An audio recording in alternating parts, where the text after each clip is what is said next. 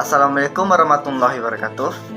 Perkenalkan, nama saya Agus Tiranda dengan NIM 2115040093 dengan mata kuliah pengantar psikologi. Dosen pembimbing Dr. Reza Fahmi S.Sos MA. Di sini saya akan menjelaskan materi yang berjudul Ragam Emosi Histeria atau Histeris. Mengenai histeria, gangguan psikologis yang sering disangka kesurupan. Orang yang didiagnosis kesurupan memiliki tingkat kesadaran yang menurun. Mereka bisa meracau, tidak dapat membuka mata atau jalan kaki. Bahkan, mereka juga bisa marah-marah hingga melakukan hal di luar kendali atau mengaku melihat makhluk-makhluk tertentu yang tak bisa dilihat orang lain. Ya, kasus semacam ini biasanya selalu dikaitkan dengan roh atau hal-hal mistis.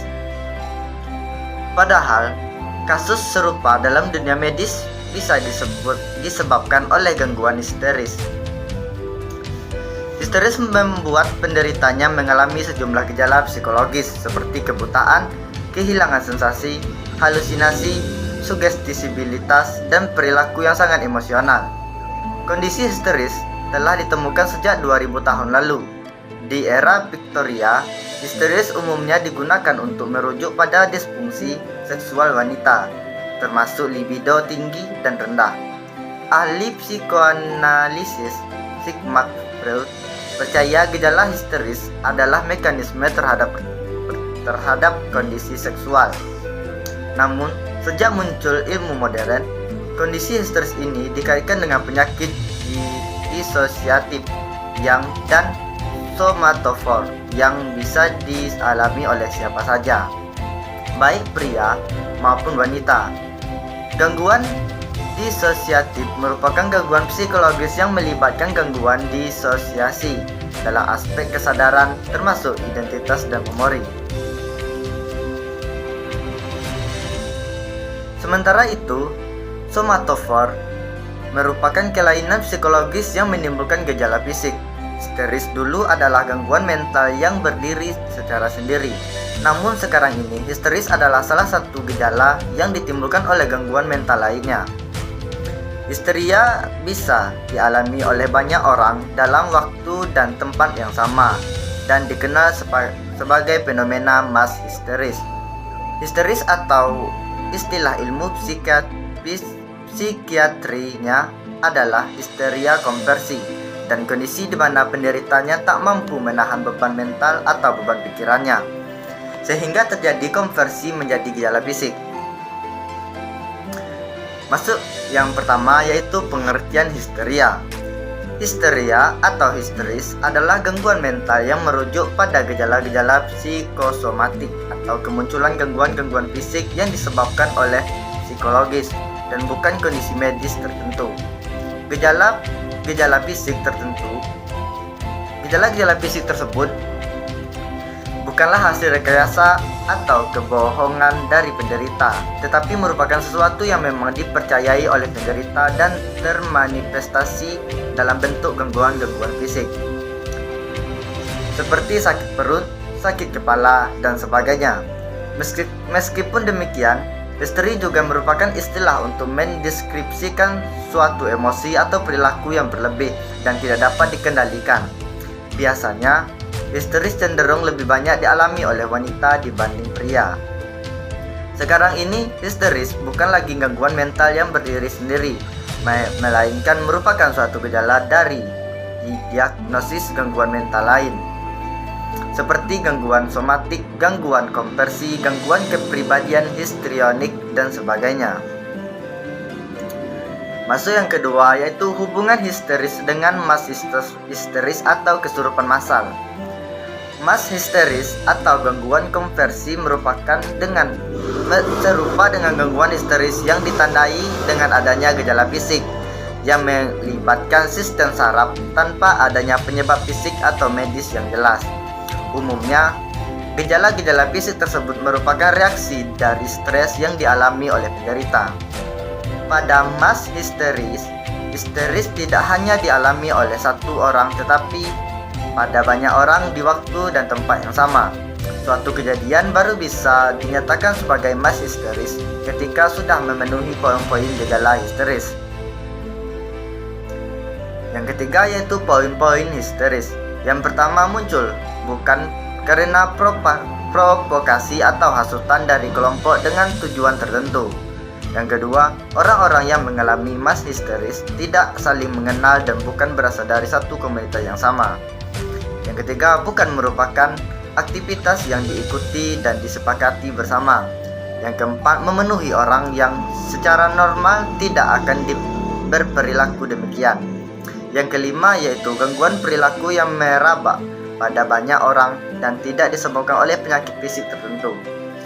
Fenomena mass histeris berbeda dengan fenomena kepanikan moral yang merujuk pada sekelompok orang yang stres karena suatu kejadian yang dibesar-besarkan atau dilebih-lebihkan, seperti kejadian bencana alam yang dilebih-lebihkan. Yang keempat yaitu berbagai jenis mass histeris. Anda mungkin hanya mengenal mass histeris sebagai suatu fenomena, tetapi sebenarnya mass histeris terdiri dari dua jenis.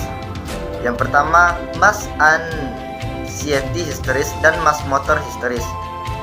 Yang membedakan keduanya hanyalah manifestasi dari histeris yang dialami oleh para penderita.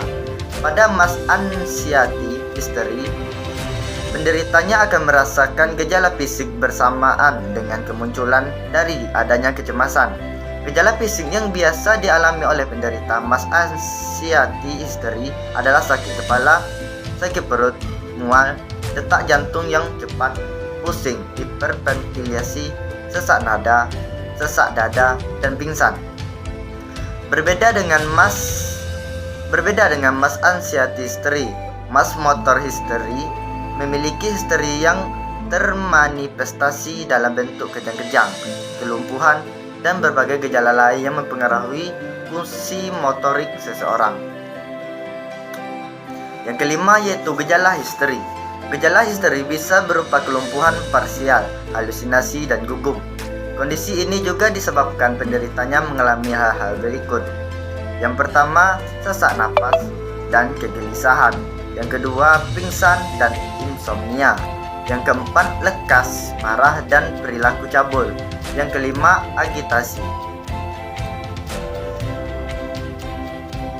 Cara mengatasinya. Selain meminta bantuan profesional, ada beberapa cara yang bisa dilakukan untuk meringankan gejala histeris. Caranya sebagai berikut. Yang pertama yaitu jalan kaki. Berdiam diri di satu tempat membuat pikiran dan gejala histeris yang kita alami menjadi tak terkendali. Jalan kaki bisa menimbulkan efek menenangkan karena merangsang aliran darah, meningkatkan pernapasan yang bisa mengalihkan pikiran kita dari pikiran dan emosi yang terkendali. Yang kedua yaitu berbicara dengan seseorang. Menceritakan apa yang kita rasakan juga bisa meredakan gejala histeris. Saat menceritakan apa yang kita rasakan, kita juga menyalurkan emosi. Berbicara dengan seseorang juga menstimulasi otak yang dapat meredakan kecemasan. Metode penyembuhan histeris dengan berbicara ini pertama kali ditemukan oleh Freud dan rekannya Joseph Breuer dan saat menangani kasus histeria seorang wanita bernama Anna. Saat itu, Anna mengalami kelumpuhan, halusinasi, dan kejang secara periodik. Dengan meminta Anna untuk menceritakan apa yang dirasakannya, gejala yang dialami Anna perlahan membaik. Yang ketiga yaitu berteriak. Berteriak sekencang mungkin bisa menjadi salah satu cara untuk menyalurkan emosi yang kita rasakan. Hal ini bisa menjadi cara kita untuk menerima emosi sekaligus menstimulasi darah dan energi. Jika tidak memiliki seseorang untuk bercerita, kita bisa berteriak sekencang mungkin untuk membuat pikiran dan hati menjadi lebih lega. Cara tersebut hanya memberikan efek kelegaan sementara waktu. Untuk mendapatkan pengobatan jangka panjang, kita tetap memerlukan bantuan profesional. Baiklah, hanya itu materi ragam emosi histeri atau histeria yang dapat saya sampaikan. Saya Agus Tiranda dari jurusan Psikologi Islam kelas PIC mengucapkan terima kasih kepada dosen pengampu yaitu Dr. Reza Fahmi, SSOS MA. Saya tutup dengan wassalamualaikum warahmatullahi wabarakatuh.